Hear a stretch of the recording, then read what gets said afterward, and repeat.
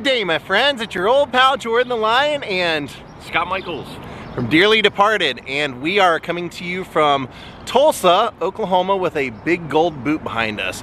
This might be one of the most recognizable things in Tulsa, and we got to start here. So, Daze with Jordan the Lion and Scott Michaels on Route 66 once again today.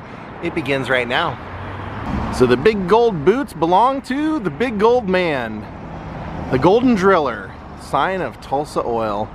This was for a International Petroleum Exposition. But boy, is this thing amazing. Of course, he's got to do the selfie with it. Can't blame him. I am too. If you do it like this, he looks like he's patting my head.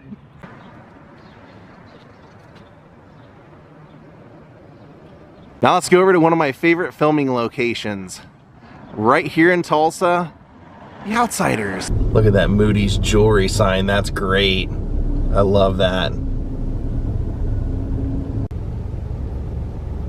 So this church right here was actually Sam Kinnison's childhood church when he lived in Tulsa. Here we are. This was Johnny Cade, Ralph Macchio's house. We see this early on in the movie where they're walking here and then they walk down the street, but then the camera shot actually ends up turning them around to seeing them come to the Curtis house right here. So it looks, I mean, pretty amazing compared to like what it looks like in the movie. It's identical, and that's in the movie, that bend in the fence. But right over here is where Patrick Swayze does his handstand when they're coming back. He comes up here and grabs this and does a handstand right here. The Curtis house. We see Pony Boy going through that gate, and they're doing a private tour today, so we can't take it, but we're allowed to look around. All right, we get to come up on the actual Curtis porch. If you remember the movie, the brothers, they don't have any parents anymore. It's Patrick Swayze, Rob Lowe, and C. Thomas Howell live here. I love this movie because it springboarded like Tom Cruise, Rob Lowe, Patrick Swayze, Ralph Macchio, all these like big actors. And I'm a huge Patrick Swayze fan, so knowing he would say that when they filmed this movie, Francis Ford Coppola would ask you like what your biggest fears were and stuff throughout the filming, and then he would, on a microphone and a PA system right before you filmed a scene, he would start mentioning them to get you nervous and work you up to make you focus on your scene. It was a weird thing. He said he hated it, but he said it was probably the best learning experience as an actor he ever had. So really cool to see that Danny Boy O'Connor owns this house now, saved it. They have cars from the movie on display here. Really cool. They do a full tour system too, not just you can go in the house and they have some of the costumes on display, but also they have a tour bus that takes you around to all the locations. So we're just gonna see the house today and the park from the park scene. Really cool. They have about 3 scenes here, and the big one is when Pony Boy comes back after falling asleep, and he comes back and Patrick Swayze lays into him and says, "They'll send you to a juvie home quicker than anything," and Pony Boy storms out of here and runs off. All right, let's go see the park. We'll come back some other time and take the full tour inside. How cool is that though, that this little bend that you see in the movie when they're walking down this sidewalk is still here. So just 2 blocks away, we're going to the park. Happened at Crutchfield Park. So in the park, we actually see Johnny and Pony Boy come walking up this way, and then eventually the Soches drive by in that car and they see them here, and while the 2 kids are up in the park, the Soches come up and attack them at the fountain. The fountain was over here. It's no longer here, but you can definitely tell where it was. So the like jungle gym play area would have been right here that they were sitting on. That's gone. But the fountain was right over here. They've taken it out. And that's where they get attacked by the Soches. They're dunking their heads in the water in the fountain, and then it kind of fades out and you don't know what happens. And then when it comes to, you see blood in the water and people laying around, and Johnny Cade, Ralph Macchio over here, You realize that he stabbed him. So that's when they end up going off on the run. But this is where that fountain was that whole fight scene took place in. Look at that U-Haul hovering and floating and rotating around that roof. Oh, wacky Tulsa. Found some murals. We got a great one of Leon Russell over here. And then over here they've got Aretha Franklin on this one. That's a great one too. I really like that mural. Oh, there's our next stop, the Blue Dome. This is one of the longest gas stations on the route. They call it the Blue Dome. It was originally the White Star gas station. It was a 24-hour gas station even before Route 66, but it really helped travelers along Route 66. Isn't that amazing? What architecture, I love it. Here you can see it was constructed in 1925, has a distinct roof and color. And it was Tulsa's first filling station with compressed air pumps and restrooms with hot and cold running water and 24-hour service. The iconic dome originally served as a living quarters for the filling station attendant. Cool house. Cool place to live then. And then there would have been white stars at one point inside that little thing right there that would have shined the white star light. And right across from it you have the Dilly Diner. And if you want to bowl a little bit and get a drink, go to the Dust Bowl. Looks like a cool place. Look, the handle is a bowling pin. And if you look inside, they got bowling pins and everything in there. There's decoration. This is the Avis Rent-A-Car, but it used to be a Phillips station. Take a look at this. I love how they've repurposed it. I mean, they pretty much kept it exactly the same and just put an Avis car logo up there and rent cars out of there. And if you look up on the chimney, they have the P for Phillips. And this is where they wash the cars. Look inside there. How cool is that? Here's Tulsa's Union Depot. I love these old buildings like this. Here we are, center of the universe. We have been here before. When you stand here on this center piece, you echo. You echo! Echo! Well, look at that. That's what you're rewarded with, that big cloud when you get to the center of the universe. It's a little monument right outside the station.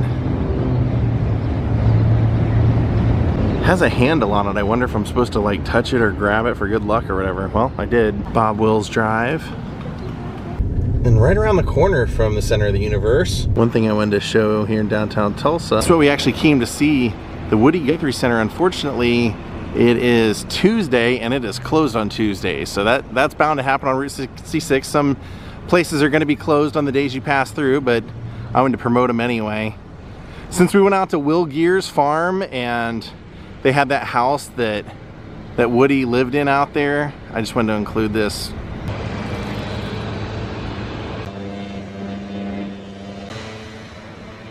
Look at this rusty building. We just saw this crazy image that's kind of like burned into it.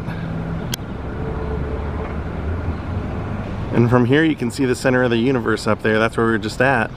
Look at the Route 66 up there on the bridge, Tulsa. Will Rogers Motor Court, these are great. That's definitely an old service station. As we were leaving Tulsa, we saw a giant Goodwill. Giant, and this is their sign. How about that? It's amazing. Stopped off at the Red Fork Depot, found another old Phillips station, which is just awesome. And then look at this. A Route 66 oil derrick. And they have like a whole train park here.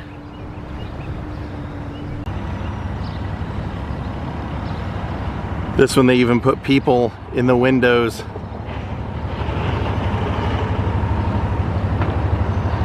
Yep, heading out of Tulsa. Later, Tulsa. It's an odd piece of roadside America. It's kind of a Coke bottle there. I was surprised these people are working on cars when I saw their neon was Carl's Pig Stand.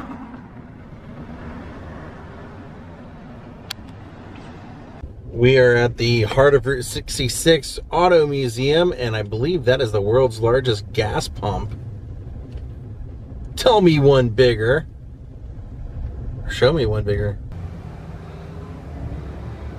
I love the front of the building. They have fronts of cars. This should be quite a trip. This place is really interesting. The guy running the place kind of showed us two cars that he said were pretty unique. One being this was a 1990s General Motors electric car. They only made 2,500 of them. It would go 80 miles per hour. You could only get it by leasing it from a Saturn dealership in Los Angeles. And said that they used a completely different type of battery than used now. And at the end of the run, they ended up taking all the cars back except for like 5 that ended up in museums and destroying them all because they didn't want the batteries they were using to be a potential lawsuit. So 1997 GM EV electric car. But like he was telling us, and I had learned that in the Ford Museum, electric cars have been around for 130 years, so this was nothing new, but this was the first one that went 80 miles per hour. Normally they would only go 30. Here's a Chrysler 300, 68 convertible, C8 Spiker Laviolette. That's cool. Look at the thing going across the hood, or across the top.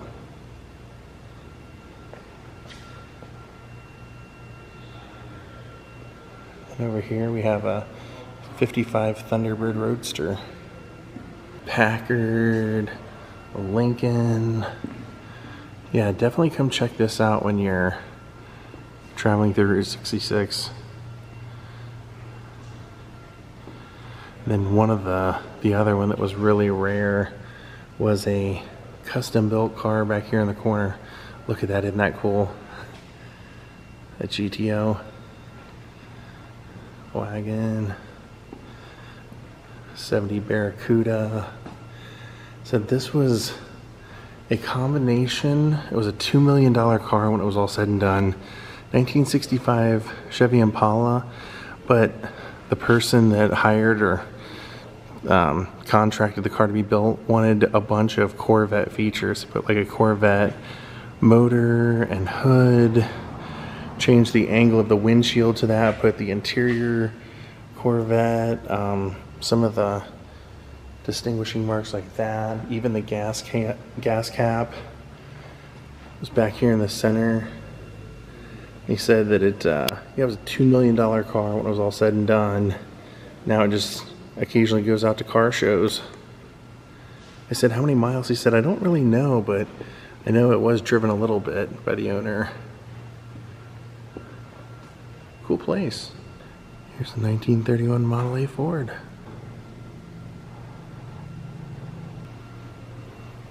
$1955 green Jaguar. And a 67 Jaguar.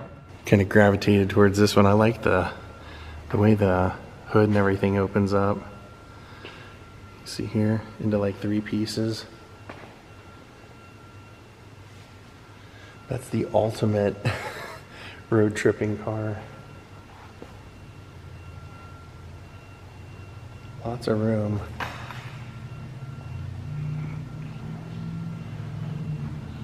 Oh, here they're showing that the yield sign appeared for the first time in Tulsa. And that up until 1954, stop signs were actually yellow, not red.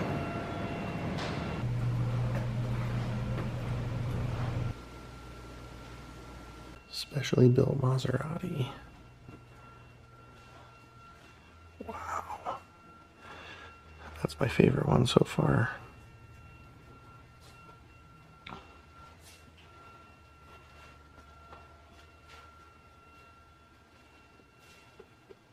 And a 1905 Cadillac.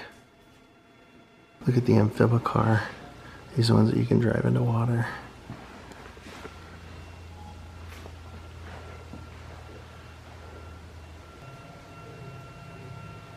We're in the town of Sapulpa, Oklahoma, and they had this big water tower with this mural, and we pulled off because right next to it over here they have an old Route 66 bridge. Here they even have a plaque for it. The Rock Creek Bridge. This bridge was built in 1921 to serve the Ozark Trail. It became part of US 66 in 1926 when the Chicago to Los Angeles route was initiated. The bridge served motorists traveling on US 66 until a new highway was built on the south in 1952. So you can actually walk across it. Single lane bridge. Kind of cool. It's like brick. I love these little pieces that are decommissioned. Probably, you know, obviously not safe, but it is kind of cool to get to stand on and walk on the road that was once heavily traveled. Now it's a lot less traveled. Still a lot of Route 66ers out here, but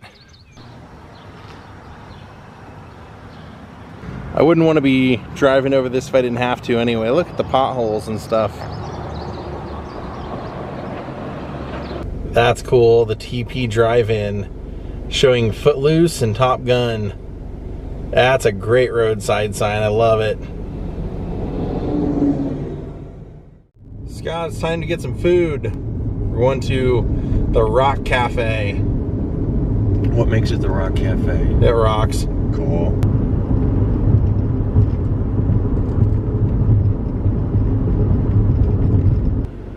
We're entering Stroud. So I've brought us to the Rock Cafe, as I promised. Why is it called the Rock Cafe? Well, it's made out of rocks. And it rocks. And it's got some scenes from cars here, so let's go. Should be good. As you enter here, keep going. So you actually keep going until you enter over here on this side.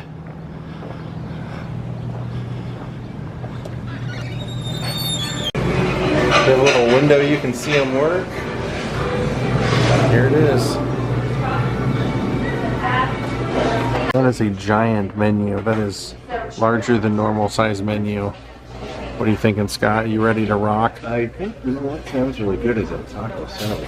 Yeah, she said there's a special taco salad, and I'm noticing on here they have something called the Betsy, the Indestructible Grill. So they must be known for their grill here. This place is really great. I like it. Feels like Route 66. So we just got our food, and Scott, what song's playing on the overhead? That one. Wagon Wheel. If you were watching a couple of vlogs ago, I was talking about how I was telling Scott how every time you go in a bar you hear Wagon Wheel. And he'd never heard the song before. And I played it for him. And you know, we stayed at the Wagon Wheel, and now it's playing Wagon Wheel when we get our taco salad. Thank you. That's, I mean, I love the song a lot. I've already had one bite. It's really good. They did a great job on this. So the owner, Dawn, was the inspiration for Sally in the Cars movie. So if you get to the corner, if you sit over here in the corner, they actually have a section dedicated to that. There's the Sally car, and there's a signed Cars poster made out to them. Very cool. What a cool thing for Dawn. There's one of the original a drawing of the Sally car. Yeah, when the creators of Cars were traveling Route 66, she was one of the people they met and one of the personalities they gravitated towards. So there you can see an autographed poster made out to her.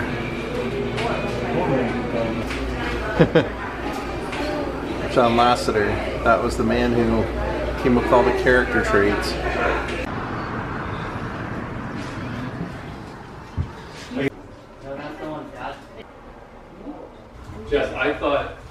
Well, my friends, we're gonna call it a day. Thank you all for watching. We are on to more Route 66 tomorrow. Thank you for watching. I hope you're enjoying this trip. And from Jordan the Lion and Scott Michaels, Julia Barney. Have a great night, and don't forget to experience this for yourself if you can. It's a great trip. Goodbye.